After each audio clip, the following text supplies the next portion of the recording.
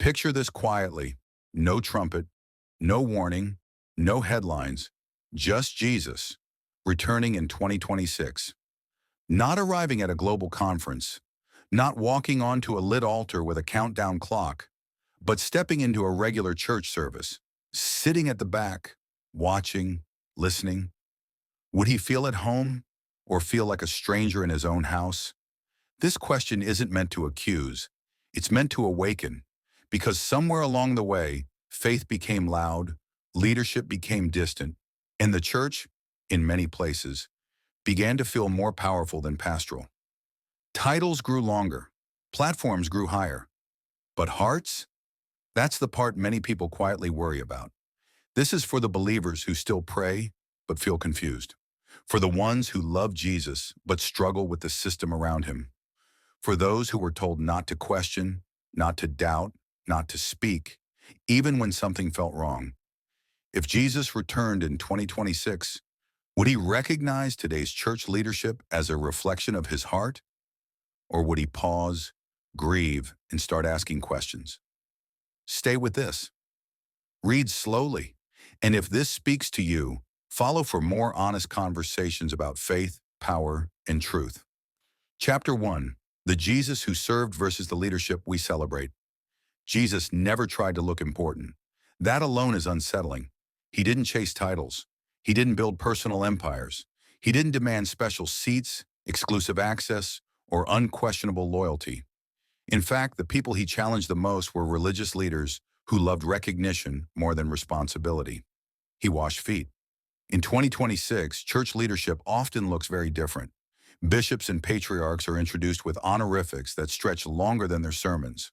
Protocol determines who can approach them. Security teams form barriers. The distance between leader and member grows wider every year. Now ask the uncomfortable question. Would Jesus recognize this model, or would it trouble him? Jesus said leadership in his kingdom worked upside down. The greatest would be servants. Authority would be proven by sacrifice, not by applause. Influence would come through humility, not intimidation. Yet today, many believers are taught that questioning leaders equals rebellion. Silence is framed as submission. Obedience is demanded even when clarity is missing. And when someone raises concerns, they're often labeled proud, bitter, or used by the enemy. Jesus never ruled that way. He welcomed questions. He allowed disagreement. He corrected publicly and gently. He never asked people to follow him blindly. He asked them to follow him truthfully. If Jesus returned in 2026, he might not reject structure or leadership, but he would likely confront the culture that protects power while discouraging accountability. He would ask why accessibility feels dangerous and why humility sometimes feels staged. This doesn't mean all leaders are wrong. Many serve faithfully in silence. But systems matter. Culture matters. And when leadership becomes more about preservation than people, something sacred gets lost. If this chapter stirred something in you, follow for more reflections that challenge without condemning. Chapter 2.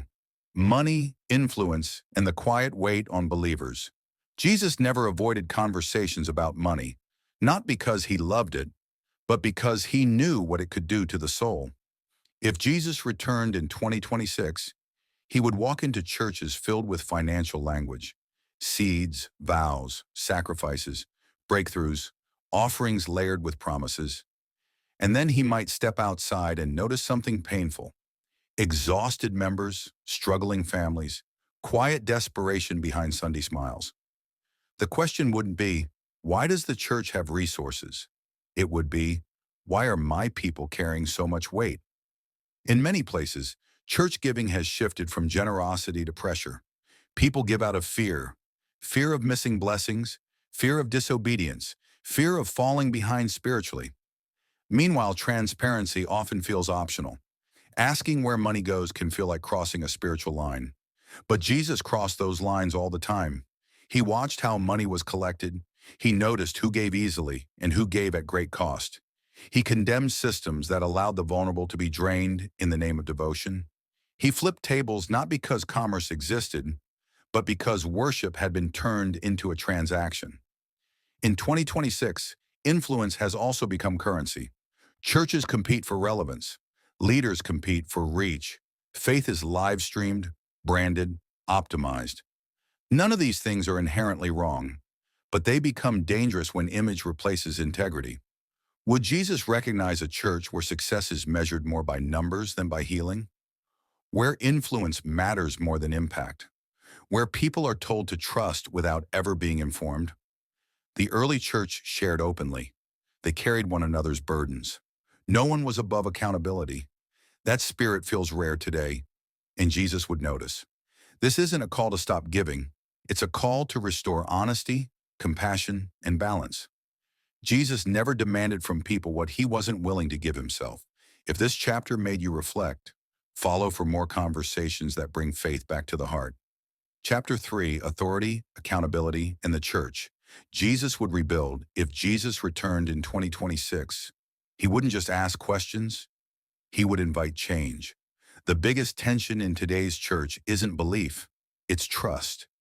Many believers still love God deeply, but they feel uneasy around leadership structures that don't allow dialogue. Authority has become centralized. Correction feels forbidden.